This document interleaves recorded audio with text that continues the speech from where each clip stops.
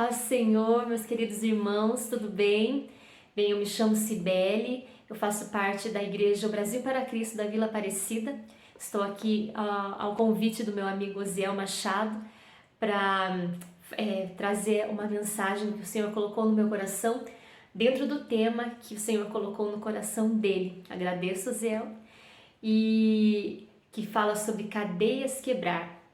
Vamos ler o texto base? Está em Salmos 107:14.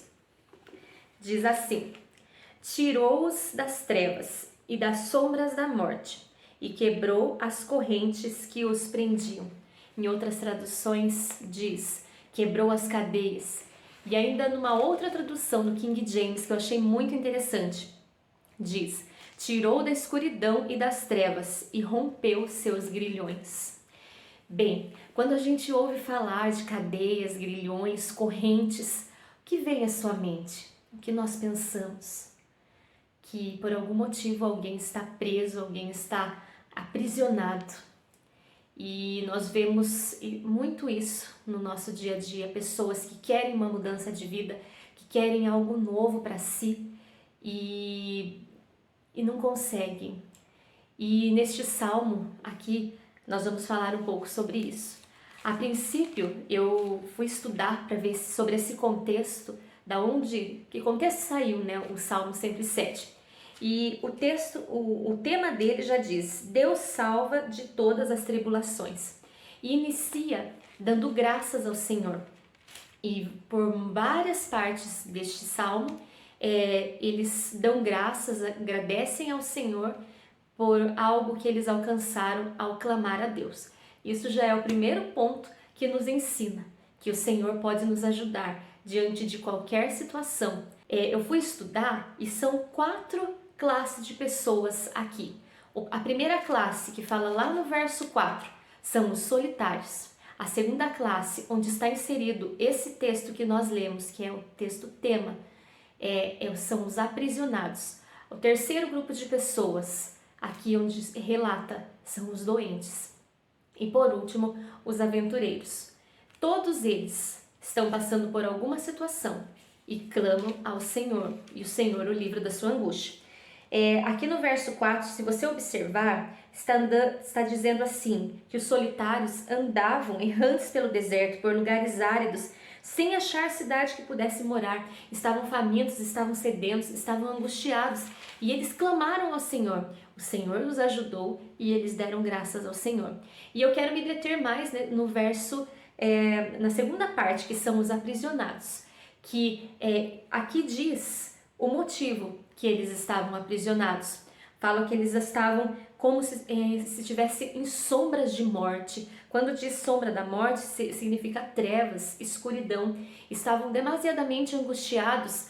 Também diz aqui, no verso 11, que um dos motivos que eles estavam assim, tendo esses sentimentos de morte, de angústia, é que eles desobedeceram a palavra de Deus e desprezaram os conselhos do Altíssimo. Então aí justifica de boa parte o que eles estavam vivendo, mas eles clamaram ao Senhor e o Senhor os livrou. E nos nossos dias, eu pensando, orando a Deus, num direcionamento, o Senhor colocou no meu coração que existem alguns grupos de pessoas que estão aprisionadas em vícios, em ostentação, em pensamentos negativos, mentiras que o inimigo lança sobre a nossa mente e por alguns momentos a gente acredita, né? Os vícios pode ser álcool, pode ser drogas, e ostentação, tipo, o que importa é a aparência, o que importa é o status, seguidores, sendo que o Senhor diz que o que na verdade importa é o interior do homem, não o exterior. E também nós, cristãos, muitas vezes o medo. Nós rejeitamos às vezes fazer alguma coisa na casa de Deus, rejeitamos muitas vezes entregar algo que o Senhor colocou, levar uma palavra a alguém que está precisando, e nós não crescemos no poder de Deus, na graça de Deus, porque nós somos omissos, porque nós temos medo e outras situações, medos que nos paralisam, como a pandemia, Quantas pessoas ficaram paralisadas dentro da sua casa? Nós tivemos sim que nos resguardar, mas quantas pessoas se entregaram ao medo, a uma dor e adoeceram emocionalmente. E o Senhor se preocupa com isso. E eu estou aqui para dizer que através da palavra, se você clamar, o Senhor vai te libertar em nome de Jesus, porque é para isso que Jesus veio neste mundo. Ele levou sobre si todas as nossas dores e nos trouxe uma nova vida. Se você clamar, amém? E eu queria te dizer que o Senhor nos chama todos os dias e Ele quer que nós também venhamos a chamá-lo, pois Ele nos perdoa, Ele nos dá uma vida nova e Ele nos liberta, nos dá condições, totais condições de quebrar as correntes, as algemas que o inimigo tenta colocar sobre o homem. João 10,10 diz que o inimigo veio para roubar, matar e destruir, mas Jesus veio para dar vida e vida em abundância. Então você pode e deve lutar contra tudo aquilo que te prende e que te afasta do Senhor. Eu queria trazer um testemunho para você de alguém que viveu realmente, assim, literalmente, as cadeias quebrando na sua vida. Eu tenho um amigo muito próximo e eu até pedi para ele se eu podia contar o testemunho dele, ele autorizou. E ele, a princípio da caminhada cristã, um dia veio um pastor na igreja e falou assim que o Senhor ia derramar dons sobre a igreja se alguém queria ir lá na frente para receber o dom de línguas e demais dons que Deus ia derramar naquele dia. E ele imediatamente falou, eu quero ser batizado pelo Espírito Santo, eu quero conhecer isso. E na hora que ele foi se levantar da cadeira, ele não conseguiu, ele se sentiu ali preso, ele não conseguia levantar. E ele falou, Deus, eu quero ir, mas o que eu faço? Então Deus falou, ordene que as cadeias se quebrem. E ele pensou por um minuto, mas ele falou que essas cadeias se quebrem em nome de Jesus. Ele disse que imediatamente ele ouviu o barulho de correntes caindo ao chão e então ele foi batizado com o Espírito Santo. A partir daquele momento, a caminhada cristã dele nunca mais foi a mesma. E o Senhor tem dons para derramar sobre a sua vida. Então, lute, levante-se em nome de Jesus. E isso me faz pensar que o Senhor, Ele quer fazer. E Ele pode fazer sem eu ou você falarmos, mas Ele coloca sobre nossa responsabilidade escolher se nós queremos ou não declarar para que a gente possa viver. Então a responsabilidade nossa. Chame então a presença de Deus, clame a Ele, Ele vai te ajudar. E por falar em luta, nós lembramos de um guerreiro chamado Davi. Quem nunca ouviu falar sobre Davi? Que não tinha condições nenhuma de vencer a guerra, estava próximo de soldados preparados, mas que tremiam de medo ao ouvir os gritos de Golias. Existe alguém que pode me enfrentar? E o gigante afrontava o Deus a quem Davi servia, o Deus a quem ele amava. E naquele momento, Davi se irou e falou, quem é este que está afrontando o exército do Deus vivo? Então se dispôs em lutar e foi. Ele falou, você já deve ter visto esse texto, ele vem a mim com espada e lança, porém eu vou a ele, em nome do Senhor dos exércitos. Pronto, um coração disposto, alguém preparado, não fisicamente, mas com o seu interior voltado totalmente à confiança no Senhor. E o Senhor o deu condições, mesmo sem armadura física, porque ele não conseguiu usar a armadura que era de Saul, mas ele foi, e o Senhor deu estratégia para que ele pudesse vencer o gigante.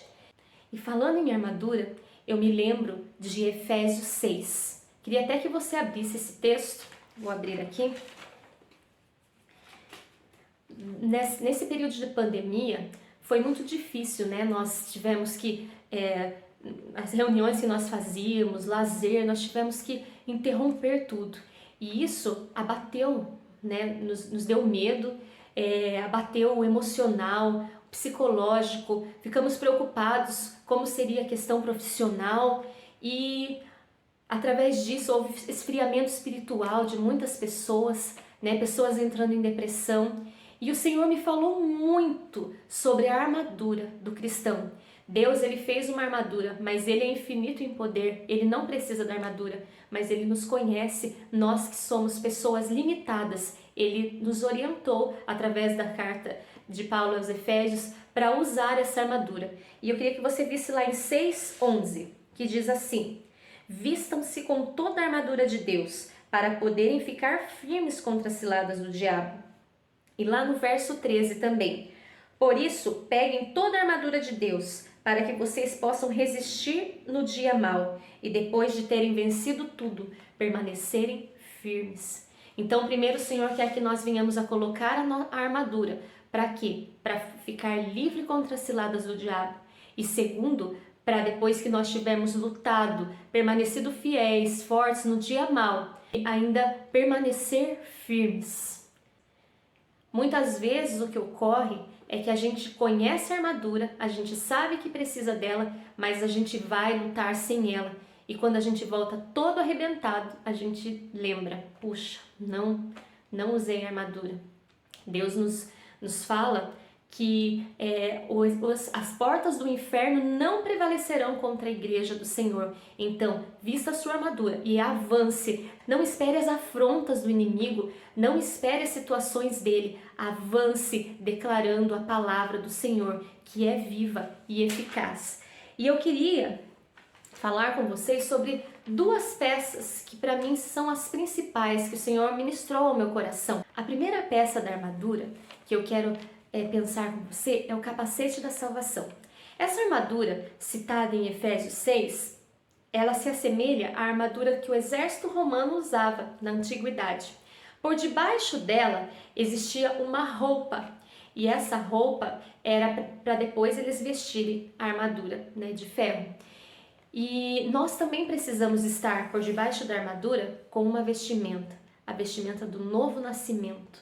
Se você ainda não conhece Jesus, Jesus deseja habitar na sua vida, no seu coração. Aceite a Jesus, chame a Ele e fala: Jesus, eu quero mudar de vida, eu preciso que o Senhor venha morar no meu coração. Salva a minha vida, a minha família, e eu creio que você vai estar habilitado para usar a armadura. Então, o capacete da salvação servia para proteger a cabeça de ataques. A cabeça, nossos pensamentos, tudo na verdade passa por aqui, né? Então, muitas vezes o inimigo vem com pensamentos querendo dizer que você não é nada, que você não serve para nada, que você não vai conseguir. E o Senhor, Ele nos garante da sua palavra que nós somos amados, que nós somos, que nossa vida tem um propósito, né? Que o Senhor diz: eu bem sei que pensamentos tenho de vós, pensamentos de paz e não de mal, para vos dar o fim que desejais. Então o Senhor cita que nós somos importantes para o reino. Então não deixe que o inimigo venha com suas mentiras. Outra coisa, muitas vezes nós aceitamos pensamentos, coisas que pessoas também falam, vozes, parece que tem época que escutamos muitas vozes e isso nos faz perder o foco.